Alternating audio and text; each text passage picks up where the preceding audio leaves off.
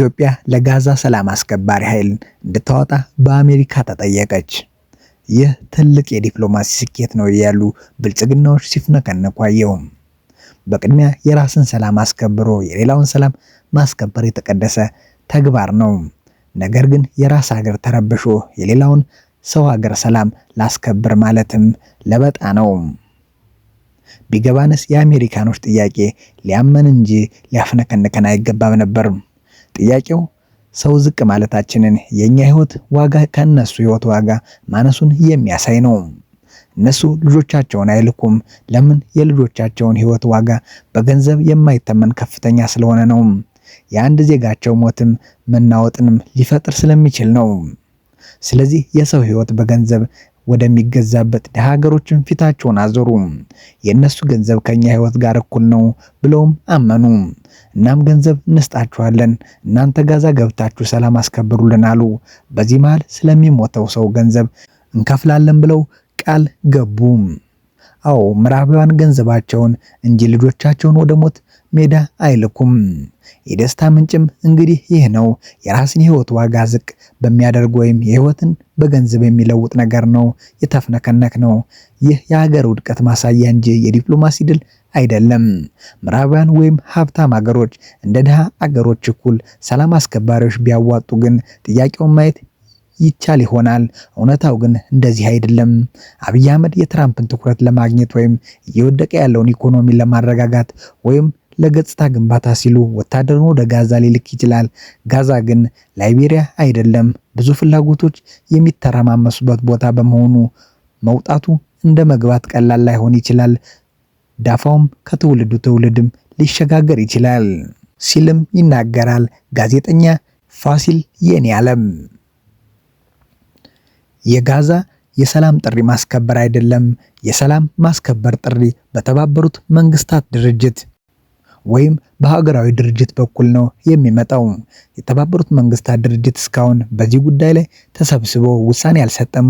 ውሳኔውም የአሜሪካ እንጂ የተባበሩት መንግስታት ድርጅት አይደለም። የሚላከው ኃይል ሐማስን ትጥቅ የሚያስፈታ እንጂ ሰላም የሚያስከብር ብቻ አይደለም። የሐማስ ግማሹ ክፍል ደግሞ ትጥቅ አንፈታም ብሏል።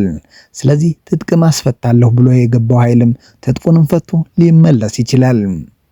ኢትዮጵያ፣ ኮሪያ፣ ኮንጎ፣ ሩዋንዳ ወዘተ ሰላም አስከባሪ ልካለች። አሁን ብልጽግናን ስለምትቃወም ነው እንጂ ምን የተለየ ነገር አለ የሚል አስተያየትም ቀርቧል። ይህ አስተያየት ካለማወቅ የመነጨ ነው። በቅድሚያ ኢትዮጵያ የሰላም አስከባሪ ኃይል ወደ ኮሪያ አላከችም።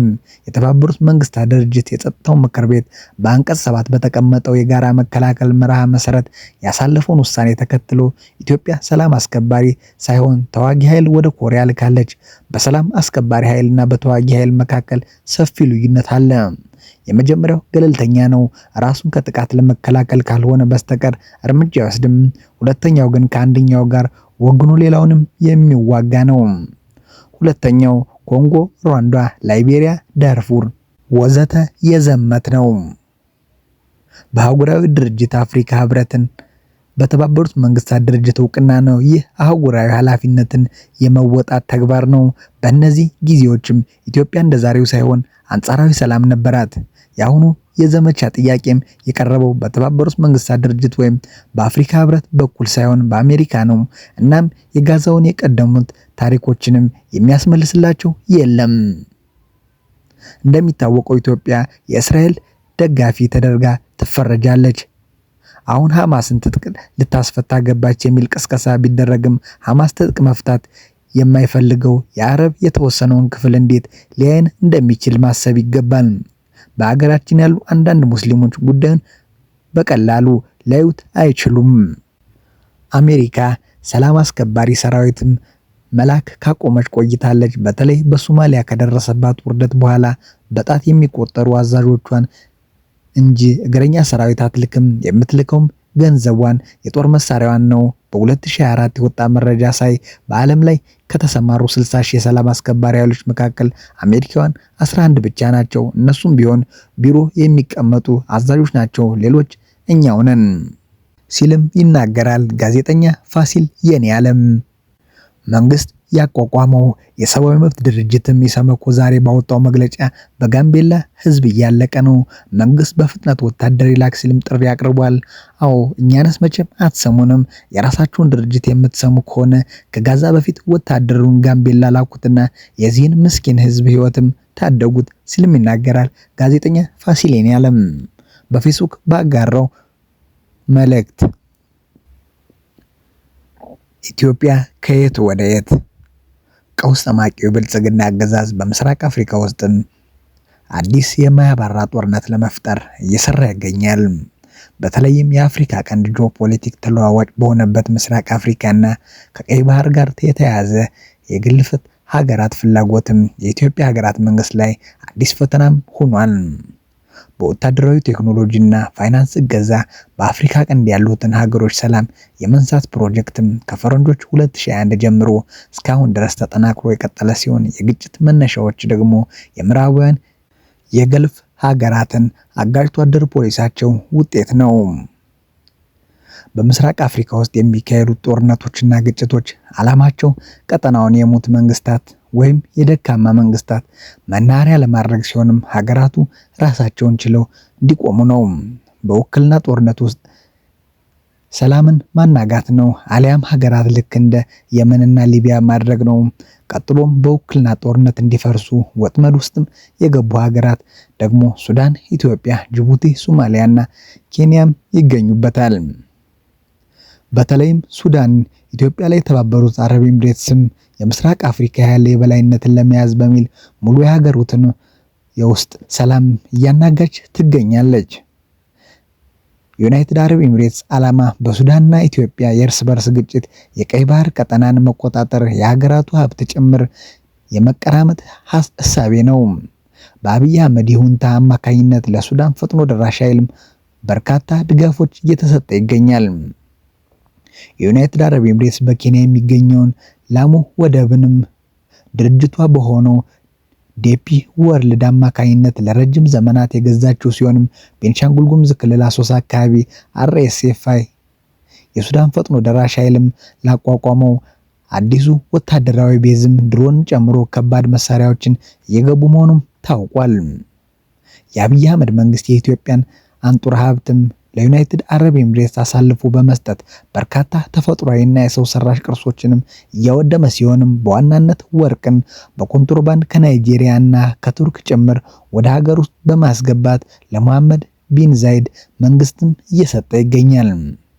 የብልጽግናው አገዛዝ ሀገር መንግስቱ በማህበራዊ መሰረት የሌለው የተደራጀ የፖለቲካ የኢኮኖሚና የወጪ መለስ የሌለው የደካማ መንግስት ባህሪያትን እንኳን የማያሟላ ነው። የአብይ አህመድ አገዛዝና ቡድኑ ኢትዮጵያ ልትበተን ጫፍ የደረሰችበት ሀገር ሆናለች። ተመኔታውም ሀሳብ እንጂ ኢትዮጵያ በ9 ክልሎች በ2 ከተማ አስተዳደሮች የተዋቀረችበት ሀገር ነበረች። አሁን ግን ህገ መንግስቱ በጣሰ መልኩ ሌላ 4 ክልሎች ተወልደዋል። ወሰን አልባና ድንበር የሌለው የአንድ ሰውን ሀገርም ሆናለች። የሀገሪቱ ድንበሮችም ይጠብቃል የተባለው መከላከያ ሰራዊት ደግሞ የአብይ መንግስት ስልጣን አስጠባቂና የራሱ ህዝብም የሚጨፈጭፍ ነው። በጎረቤት ሀገር ታጣቂዎች ጭምር ሉዓላዊነታችን ተደፍሯል። የደቡብ መዳንም የታጣቂዎች አልሸባብና አርኤስኤፍአይ ማሳያ ናቸው። የኢስላሙ ምክር ቤቶች ውስጥም የትግራይና የተወሰኑት የአማራ ተወካዮች ጭምር የሉበትም። የሀገር መከላከያ ሰራዊትን ጨምሮ የተሞላች ኢትዮጵያ የለችም። ሀገሪቱ ወደየት እየሄደች ነው? ኢትዮጵያ በአብይ አገዛዝ እየፈረሰች ነው ስንል በተግባር ነው። ሀገርህን እና ህዝብን የምትወድ ከሆነ አብይ አህመድ አገዛዝ ላይ ተስፋችሁን ምረጡ።